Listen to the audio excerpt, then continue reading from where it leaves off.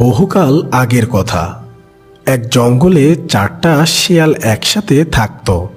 সেই জঙ্গলেরই একটু গভীরে একদল হাঁস থাকত। এখানে যে এতগুলো হাঁস একসাথে থাকত এ খবর শিয়াল 4টা কিছুই জানতো না। একদিন একটি হাঁস জঙ্গলের বাইরের দিকে চলে আসে, আর আসতেই সেই 4 শিয়ালের সামনে পড়ে যায়। তখন একটা শিয়াল বলে, আরে বাহ, এ দেখে হাঁস, বাহ, আজকে সেই মজা করে খাওয়া যাবে। শিয়ালের এমন কথা শুনে হাঁসটি অনেক ভয় পেয়ে যায়।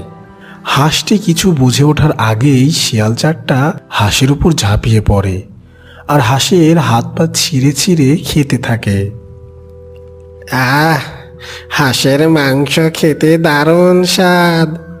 অনেক দিন পর এমন হাঁসের মাংস খেলাম। হ্যাঁ রে, তুই ঠিকই বলেছিস। এ জঙ্গলে যে হাঁস দেখাই যায় না, তাজ হঠাৎ এদিকে হাঁস আসলো কই থেকে রে? তাই তো, এটা তো ভেবে দেখিনি। ওই দিক দিয়ে হাঁসটা এসেছে। চল ওই দিকে গিয়ে খুঁজি, হয়তো ওইদিকে আরো হাঁস থাকতে পারে। এই কথা বলে সবাই হাঁস খুঁজতে চলে গেল। ওদিকে হাঁসের নিখোঁজ হওয়ার খবর সব হাঁসদের কাছে পৌঁছে গেল, আর তারা সবাই অনুমান করে নিল যে তাদের সদস্যকে শিয়াল ধরে খেয়েছে। কেননা এই জঙ্গলে শিয়ালের উৎপাত অনেক বেশি। তাই হাঁসদের উদ্দেশ্যে হাঁসদের সর্দার বলল, প্যাক প্যাক প্যাক প্যাক, তোমরা সবাই দেখলে তো, তোমাদের সঙ্গে হাবলু আর ফিরে এলো না। তোমাদের কত করে আমি নিষেধ করেছি আমাদের এই ডেরার বাইরে যেন না যাও, তাও তোমরা কোনো কথাই শোনো না আমার।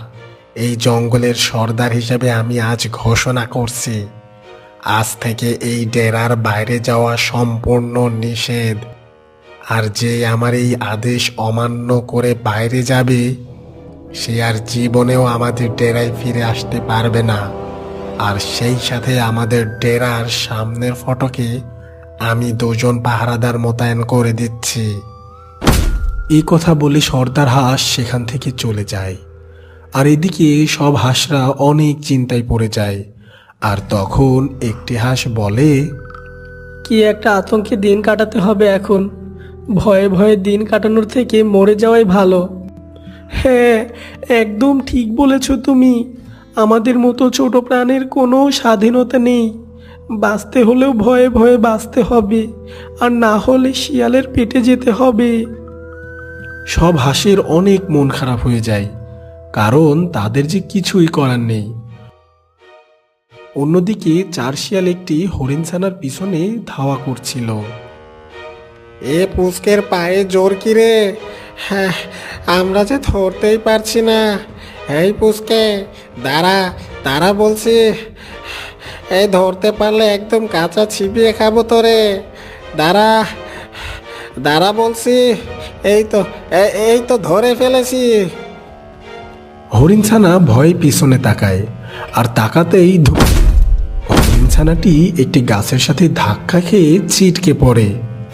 আর তারপর আহ আহ মা মা হরিণছানাটির মাথায় লাগাতে ছানাটি অজ্ঞান হয়ে যায়।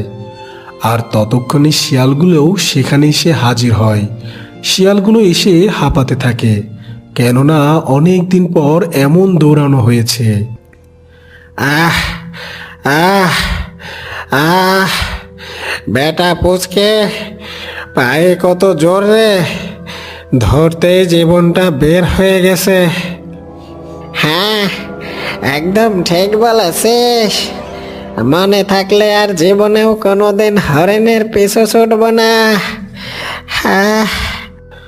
এরপর শিয়াল 4টা হরিণছানাকে তুলে নিয়ে তাদের গুহার দিকে চলে যায়।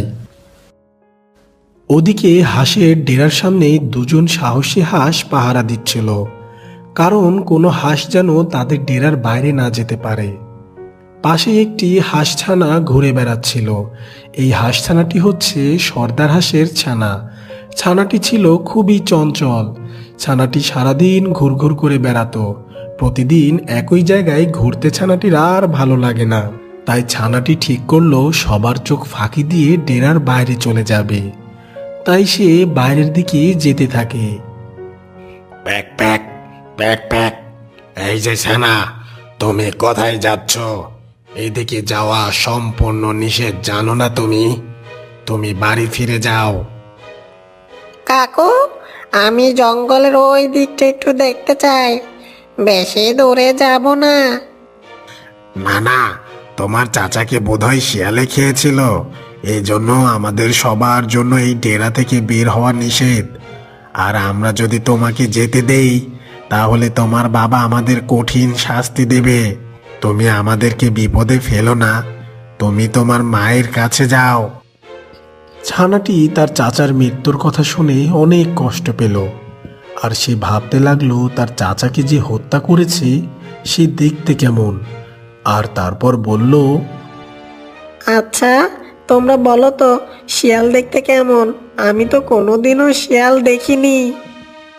শেয়াল দেখতে বেশ ভয়ঙ্কর, ছোট ছোট প্রাণী পেলেই ধরে খেয়ে ফেলে। শিয়াল দেখতে কেমন যেন চোরের মতো, গায়েও অনেক দুর্গন্ধ। এ পর্যন্ত যত ছোট প্রাণী সামনে পড়েছে সে আর বেঁচে ফেরেনি। এখন তুমি তোমার মায়ের কাছে যাও। না, আমি আমার মায়ের কাছে পরে যাব। এখন আমাকে এদিকে যেতে দাও। আমি বনের ভিতরে গিয়ে শিয়ালকে খুঁজে বের করব, আর তাকে জিজ্ঞেস করব কেন সে আমার চাচাকে মেরেছে। আর তারপর আমি সব কয়টা শিয়ালকে হত্যা করব। ছানাটি জোর করে যাওয়ার চেষ্টা করলো, কিন্তু পাহারাদাররা তাকে বাধা প্রদান করলো। আর ছানাটি চিৎকার করে বলল, সরে যাও, আমাকে যেতে দাও। ঠিক তখনই ছানাটির মা সেখানে আসে আর বলে, কি হয়েছে? এখানে কিসের এত চিল্লাপাল্লা হচ্ছে? ক্ষমা করবেন সর্দারনি, আপনার ছানা জঙ্গলের ওদিক যেতে চাইছে, কোনোভাবেই তাকে ধরে রাখতে পারছে না আমরা। সেই বলেছে সে নাকি শিয়ালদের কাছে গিয়ে শিয়ালকে হত্যা করবে। আপনি একে থামান, তা না হলে সর্দার আমাদের গর্দান নেবে। এই যে আমার সানা, ওনারা কি বলছে এইসব? এটা কিন্তু একদম ঠিক করনি তুমি। চলো এবার ঘরে চলো তো, কোনো দুষ্টামি চলবে না, আর তোমার বাইরে যাওয়াও হবে না। ঘরে চলো। আমি বাইরে গেলে কি হবে? সারা জীবন কি এখানেই বন্দি হয়ে থাকবো? আমাদের কি একটু স্বাধীনতা নেই? আর কতদিন এভাবে লুকিয়ে থাকবে তোমরা? দেখো বাবা, আমরা ছোট্ট প্রাণী, আমরা শিয়ালের থেকে অনেক দুর্বল। আমরা কোনোভাবেই তাদের সাথে শক্তিতে পেরে উঠব না। আর আমরা যে এখানে আছি তা আমরা ছাড়া বনের আর কোনো প্রাণীই জানে না। তুমি যদি এখন বাইরে যাও আর যদি কোনো শিয়াল বা অন্য কোনো প্রাণী তোমাকে দেখে ফেলে, তাহলে তারা জেনে যাবে আমরা এখানে লুকিয়ে আছি। তখন তারা পাল ধরে এসে আমাদের উপর হামলা করবে। মা, আমরা কি তাহলে কোনোদিনই স্বাধীনতা পাবো না? জানি না রে বাবা, এখন চল ঘরে চল। তখন ছানাটি চুপচাপ মায়ের পিছু পিছু যেতে লাগলো আর মনে মনে ভাবছিল কি করে জঙ্গলের বাইরে যাওয়া যায় আর ওই শিয়ালদের সাহায্য করা যায়।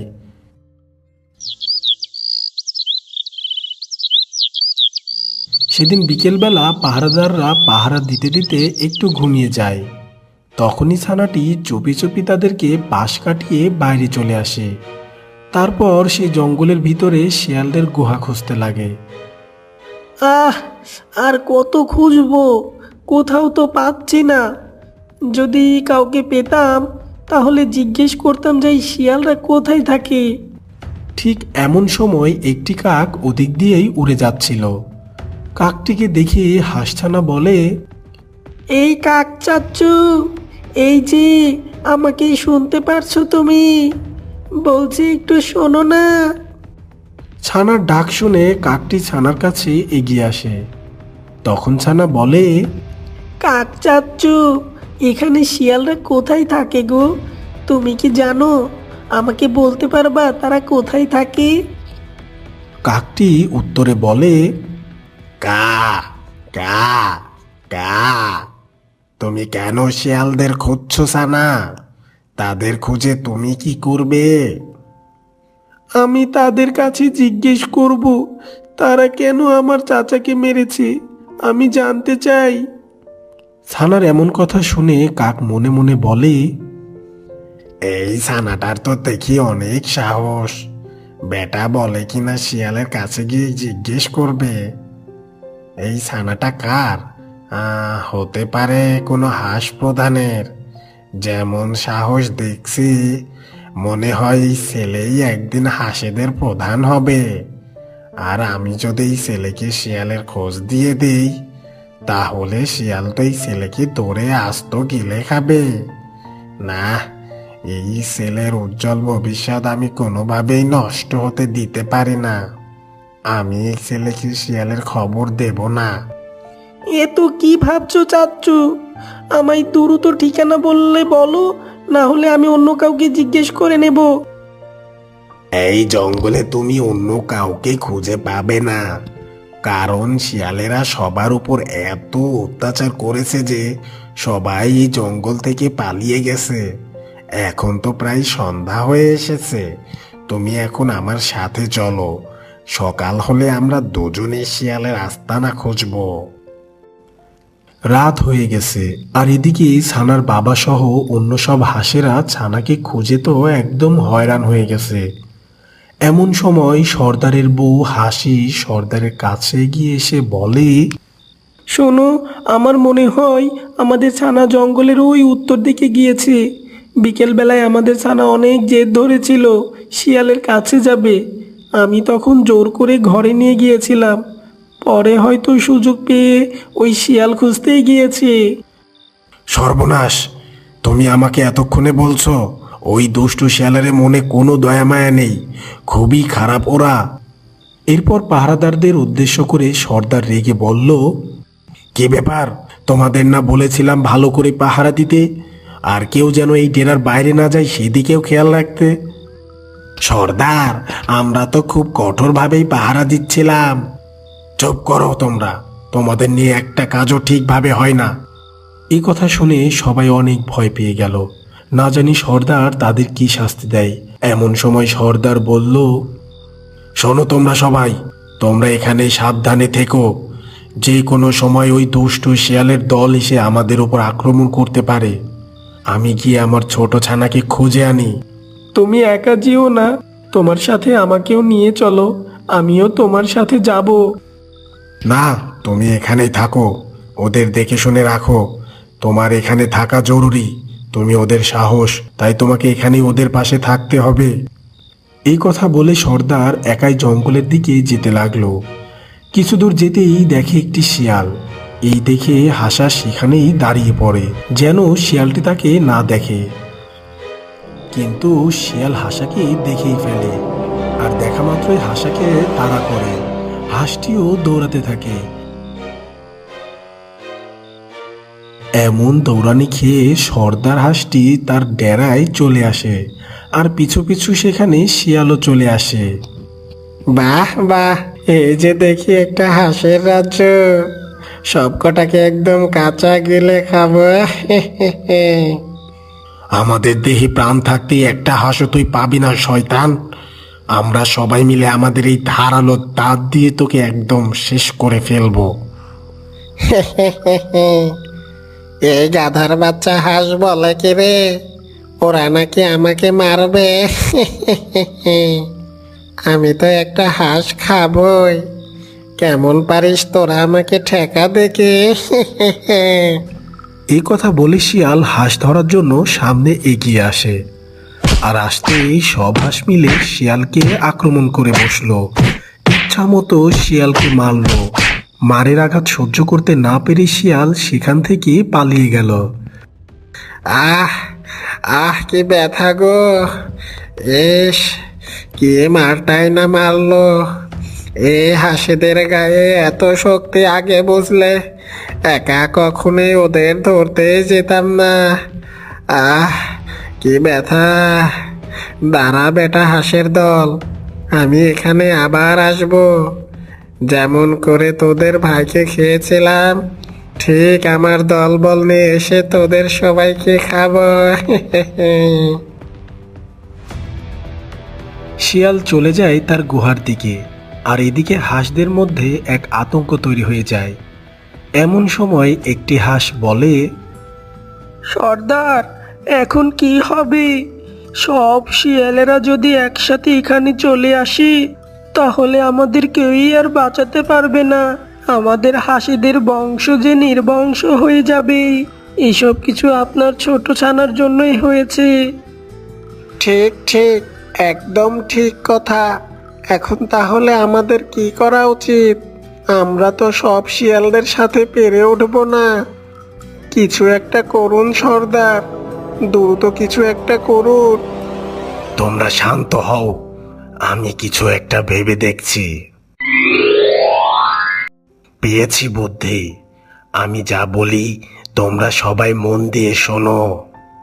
এই বলে সর্দার হাঁসটি তার পরিকল্পনার কথা সবাইকে বলতে লাগলো। অন্যদিকে শিয়ালটি গিয়ে অন্য শিয়ালদের সব কিছু বলতে লাগলো। শোনো বন্ধুরা, আমি একটি হাঁসের খামার পেয়েছি। সেখানে অনেক হাঁস আছে। এই সব হাঁসগুলোকে ধরে আনতে হবে, তারপর মজা করে খাওয়া যাবে। তোমরা কি হাঁসের মাংস খেতে চাও? হ্যাঁ হ্যাঁ, আমরা হাঁসের মাংস খেতে চাই। হাঁসের মাংস আমার খুব প্রিয় খাবার। কিন্তু আমার জানা মতে তো এই জঙ্গলে আমরা ছাড়া আর কোনো প্রাণী বাস করে না। আমরা তো সব প্রাণী ধরে খেয়ে ফেলেছি, তাহলে এত হাঁস কোথা থেকে আসলো? তুমি কি আমাদের ঠিক খবর দিচ্ছ, নাকি আমাদের খাবার লোভ দেখিয়ে মজা করছো? এখন মজা করার সময় না বন্ধুরা, আর আমিও তোমাদের সাথে কোনো মজা করছি না। আমি সত্যি কথা বলছি। এখনই গিয়ে যদি আমরা হাঁসগুলো না ধরি, তাহলে হাঁসগুলো পালিয়ে যেতে পারে। আমার কথা বিশ্বাস করো, আর চলো আমার সাথে। শিয়াল তার দলবল নিয়ে হাঁস ধরার উদ্দেশ্যে রওনা দিল। অন্যদিকে হাঁসের সর্দার সব হাঁসের পাল নিয়ে বেরিয়ে পড়ল। সবাই দ্রুত পা চালাও, দ্রুত আমাদের এখান থেকে পালাতে হবে। তা না হলে শিয়ালেরা এসে আমাদের সকলকে খেয়ে ফেলতে পারে। সব হাঁসগুলো পালিয়ে যেতেই কিছুক্ষণ পর সেখানে 4 শিয়াল চলে আসে, কিন্তু এসে দেখে সেখানে হাঁসগুলো নেই। অন্য শিয়ালগুলো ভাবলো তাদের মনে হয় বোকা বানানো হয়েছে। হাঁসগুলো মনে হয় এখান থেকে পালিয়েছে, কিন্তু পালিয়ে যাবে কোথায়? আমরা তাদের খুঁজে বের করবই করব। এই চলো সবাই, আমার সাথে আসো। এই বলে তারা হাঁস খুঁজতে রওনা দেয়। ওদিকে সর্দার হাঁসের বউ সর্দারকে বলে, আমরা সবাই এখন এখানে নিরাপদে আছি। তুমি গিয়ে আমাদের ছানাকে খুঁজে নিয়ে আসো না। না জানি আমার ছানাটা কোথায় কিভাবে আছে। আমারও যে খুব চিন্তা হচ্ছে, না জানি ছানাটা আমার কোথায় আছে। আমি এখনই খুঁজতে বের হচ্ছে। এমন সময় একজন পাহারাদার বলল, সর্দার, আমিও আপনার সাথে যাব। আপনাকে একা যেতে দেব না। না জানি কোন বিপদ কোথায় উৎপেতে আছে। এরপর তারা দুজন রওনা দিল ছানাটির খোঁজে। শিয়ালেরা হাঁসদের খুঁজে খুঁজে হয়রান। হাঁসদের না পেয়ে একটি শিয়াল বলল, কত জায়গায় তো খুঁজলাম, কোথাও তো ওই হাঁসদের পেলাম না। এখন আমরা কি করব? আমার মাথায় দারুণ একটা বুদ্ধি এসেছে রে। চলো আমরা সবাই আলাদা আলাদা হয়ে খুঁজি। হাঁসের মাংস না খেয়ে আমরা কিছুতেই আজ থামবো না। হ্যাঁ হ্যাঁ, তুমি একদম ঠিক বলেছ। চলো সবাই। এরপর তারা যে যার মতো আলাদা হয়ে হাঁসদের খুঁজতে লাগে। এইসব কিছু দূর থেকে দেখে নেয় সেই কাক, যে কিনা ছানাটিকে সাহায্য করতে চেয়েছিল। কা কা কা, একে সর্বনাশ! শিয়ালগুলো যে দেখি একদম ক্ষেপে আছে, আর আমি তো ওইদিকে ওই ছানাকে ঘুম পাড়িয়ে এসেছি। ওর বাবা মাকে খুঁজে বেড়াচ্ছে। এখন ছানাটা যদি বাইরে বের হয় তাহলে শিয়ালরা তো ওকে ছিঁড়ে ছিঁড়ে খাবে। না, আমাকে এখানে বসে থাকলে হবে না, দ্রুত যেতে হবে। এরপর কাকটি ঘরের দিকে রওনা দিল।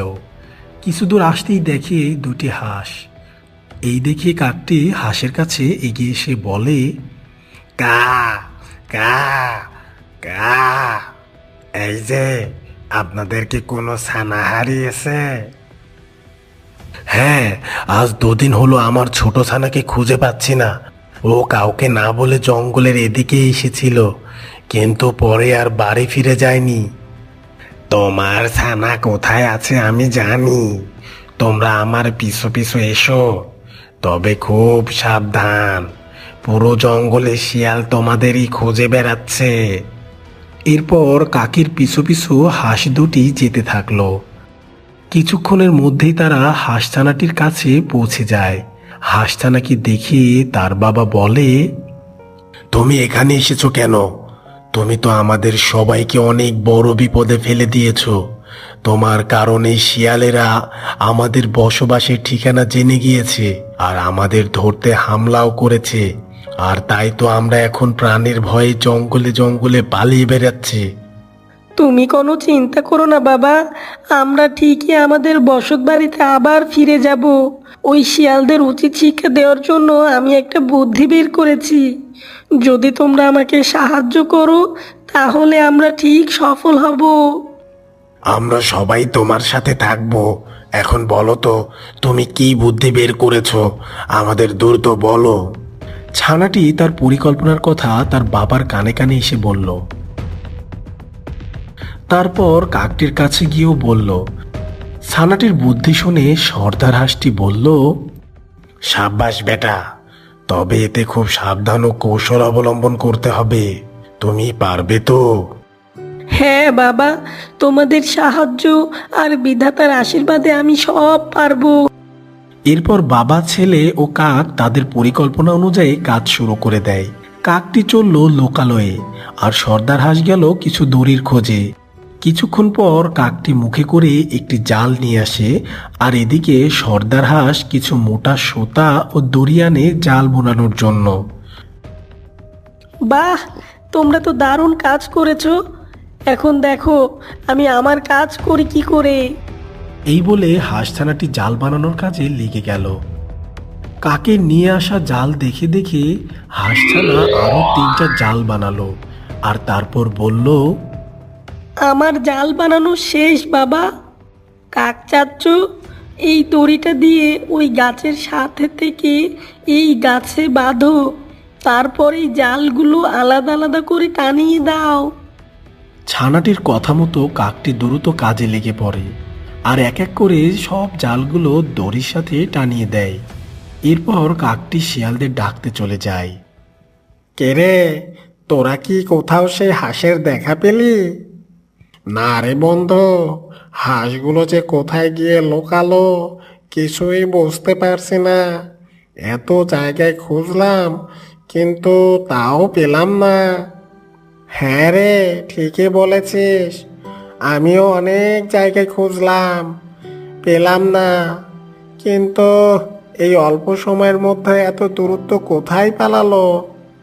ঠিক তখনই ওই কাকটি সেখানে চলে আসে আর এসে বলে, কা কা কা, এই যে শিয়াল ভাই, তোমরা যাদের খুঁজে বেড়াচ্ছ আমি তাদের খোঁজ জানি। হ্যাঁ, সত্যি বলছিস তুই? সত্যি তুই ওই হাঁসদের খোঁজ জানিস? হ্যাঁ, আমি সত্যি ওদের খোঁজ জানি। আরে জানিস তো দ্রুত বল, চুপ করে আছিস কেন? বলছি বলছি, তোমাদের দেখি আর তর সইছে না। শোনো তাহলে, ওই যে ভিতরের দিকে একটা নলকূপ আছে না, ওই নলকূপটা পার হয়ে কিছুটা দূর যেতেই দেখলাম 4টা হাঁস ওখানে দাঁড়িয়ে আছে। আর তাই তো আমি দ্রুত তোমাদের কাছে ছুটে খবর দিতে আসলাম। হ্যাঁ, বলিস কি রে, একবারে 4টা হাঁস? ঠিক আছে, আমাদের ওখানে নিয়ে চল দেখে। এরপর কাক আগে চলতে থাকে আর শিয়ালগুলো কাকটিকে অনুসরণ করে কাকের পিছু পিছু চলতে থাকে। কিছুক্ষণের মধ্যেই তারা সেই জায়গায় চলে আসে। এসেই দেখে 4টা হাঁস তাদের নিজেদের মধ্যে কথা বলছে। তখন একটি শিয়াল বলে, এই তোরা শোন, খুব সাবধান, এই হাঁসগুলো কিন্তু অনেক চালাক, হাত থেকে যেন না পালিয়ে যায়। একদম সব বেটাকে আজকে ধরে চিবিয়ে খাবো। এই বলে তারা চুপি চুপি হাঁসগুলো ধরতে সামনে এগোয়। সামনে এগোতেই কাক উপর থেকে দড়ি খুলে দেয় আর এক এক করে জালগুলোতে শিয়াল আটকা পড়ে। আটকা পড়তেই শিয়ালগুলো কেমন ছটফট করতে থাকে। ওরে শয়তান কাক, তাহলে তোদের পরিকল্পনা এটাই ছিল? কা কা কা এটা আমার পরিকল্পনা ছিল না, এটা তো ছিল ওই ছানার পরিকল্পনা। তোরা আমার কাকুকে হত্যা করে খেয়েছিলি, আবার আমাদেরও খেতে চাস? আমাদের মতো ছোট ছোট প্রাণী তোদের জন্য ঠিকমতো ঘোরাফেরাও করতে পারে না, কোথাও শান্তি করে থাকতে পারে না। তোরা আমাদের স্বাধীনতা কেড়ে নিয়েছিস, আর তাই তো আজ আমরা তোদের জীবন কেড়ে নেব। হ্যাঁ, না, এমন করো না তোমরা, আমাদের ক্ষমা করে দাও, আমাদেরকে ছেড়ে দাও দয়া করে। না, তোদের কোনো ক্ষমা নেই, তোদের মতো শয়তানদের বেঁচে থাকার কোনো অধিকার নেই। এরপর সব হাঁস মিলে সেই 4 শিয়ালের জাল টানতে টানতে নিয়ে যায় এক নদীর পাশে। তারপর তারা জালগুলো নিয়েই নদীর মধ্যে নেমে যায় আর ঠিক নদীর মাঝখানে গিয়ে ওই দুষ্ট শিয়ালদের জাল ছেড়ে দেয়, যেন তারা আর উপরে উঠে না আসতে পারে। এক সময় শিয়ালগুলো উঠে আসতে না পেরেই নদীর মধ্যে তলিয়ে যায়। আর এভাবেই হাঁস ছানার কৌশলে জঙ্গলের ছোট্ট ছোট্ট সব প্রাণী তাদের স্বাধীনতা ফিরে পায়।